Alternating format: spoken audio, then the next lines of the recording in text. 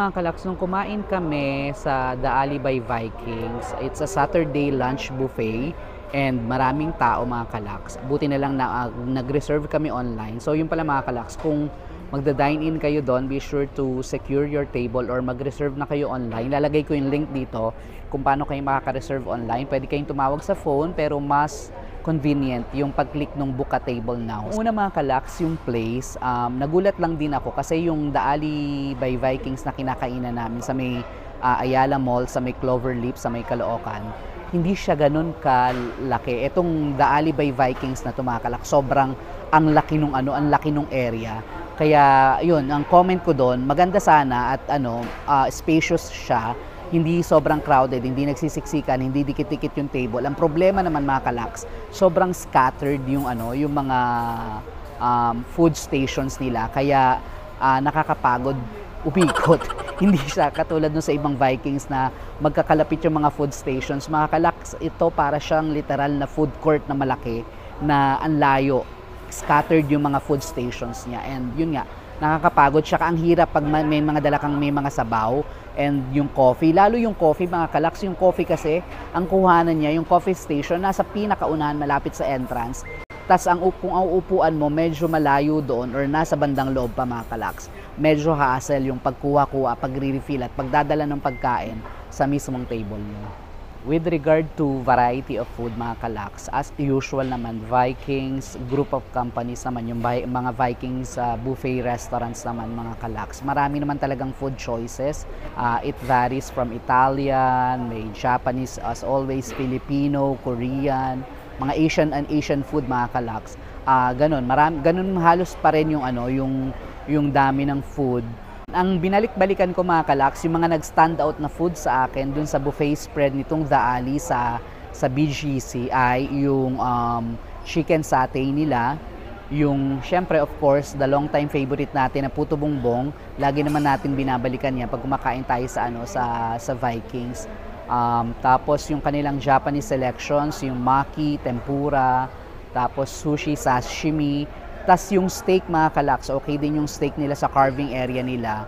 Though yung ibang selections mga kalaks, katulad nung sa Italian selection nila mga kalaks, hindi masarap yung pasta, sobrang napaka-mediocre nung lasa nung pasta.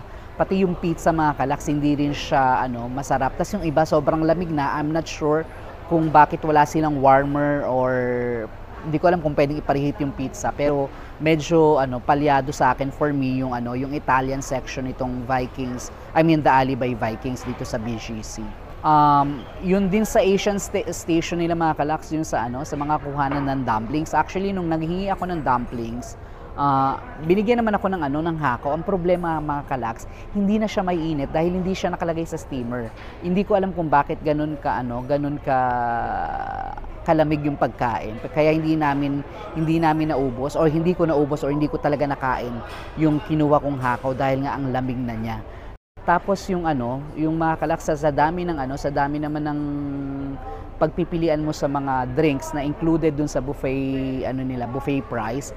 Meron usual water, infused water, may tamarind, cucumber juice, Four Seasons pineapple mango, marami siya mga kalaks. May beer din, tsaka mga soda. Tapos meron din sila mga kalaks na mga a la carte na drinks na pwede mong orderin. Parang nakakita pa ako ng mga fondador, mga cocktail, mocktails. Pwede kayong mag-order mga kalaks. So kung mahilig kayong uminom, at least may pulutan na, babayaran mo na lang yung alak. Sa dessert spread mga kalaks, hindi ako masyadong na-happy din sa dessert. Actually, ang binalik-balikan ko lang talaga is the puto bongbong. Yun lang talaga yung binalikan ko sa dessert. I'm not sure kung makukonsider siya dessert, pero siguro naman, dessert naman din siya. Pero yun sa mga cakes and pastries, medyo nakulangan lang din ako dun sa sa mag-stand out na pastry for the dessert. With regard mga kalak sa customer service and sa pagiging attentive ng mga staff mga kalaks. Hindi ko alam kung kulang understaff sila dahil ang bagal pati pagbabas out ng mga pagkain mga kalaks. Sobrang may mga times na ako na yung nagbabas out nung mga pinagkainan namin dahil ayaw namin na nakatambak sa mesa syempre yung pinagkainan mo. Kaya yun, medyo mabagal yung customer service nila doon, hindi ganun ka-outstanding. Tapos, yung sa naman, sa mga stations, mga kalaks, yung mga nagmamanaman ng stations, hindi rin sila masyadong pala smile or palabati sa customers. Kasi di ba may mga buffet restaurants na na sobrang sila, courteous sa tsaka sobrang friendly sa mga guests nila. With regards sa price mga kalaks, ito yung price nung The Viking and The Alley by Vikings. So ito yung price, lalagay ko dito sa screen, ipa-flash ko. So I think yung quality ng food, tapos yung options, and yung dami ng food mga kalaks, is ano naman, tawag nito, sa price siguro, pwede na rin, hindi na rin masama. Dahil yun nga, katulad sinabi ko, sa dami ng options, sa dami ng pagpipilian mo, and yung quality ng food, mabubusog ka na rin for that price. I think sulit na rin siya. Cleanliness mga kalaks, okay naman. Yung area malinis naman, well lighted. Kaya lang mga kalaks, isang comment namin, or yung pwesto lang din namin siguro, nakatapat kami sa speaker, hindi kami makapag-usap masyado ng mabuti dahil ang lakas ng speaker. Nagpapalipat kami, hindi naman kami nilipat dahil daw full daw yung restaurant. Full house daw yung buffet that time nung nag-reserve kami. So yun lang naman yung comment namin. Pero otherwise yung area, yung buffet area ay well lighted, malinis naman, and maganda naman yung mga decorations. Hello mga kalaks! Ako ulit. Ako ulit, ang taga-review. So yun nga, so kumain kami sa Daali. Yung BGC branch, sobrang spacious niya. So ang lalayo ng mga food station. Maraming selection ng food, kaya lang hindi ko lahat na try kasi sobrang layo niya. And then sobrang dami din ng food selection. So sa taste naman, average lang. Meron kasi doon yung chicken poppers na medyo matigas, yung laman ng chicken. And then, ang nagustuhan ko din doon is bibingka and puto bumbong. But for the price, sulit naman siya kasi madaming food selection. And then nga, maluwag siya. So, yung place namin, buti na lang hindi kami na pwesto sa masyadong crowded. Yun nga lang, matapat kami sa speaker. So, hindi kami masyadong nakapagkwento. There you have it mga kalaks, yan yung ating reviews sa ating buffet dining experience sa May Daali by Viking sa may BGC.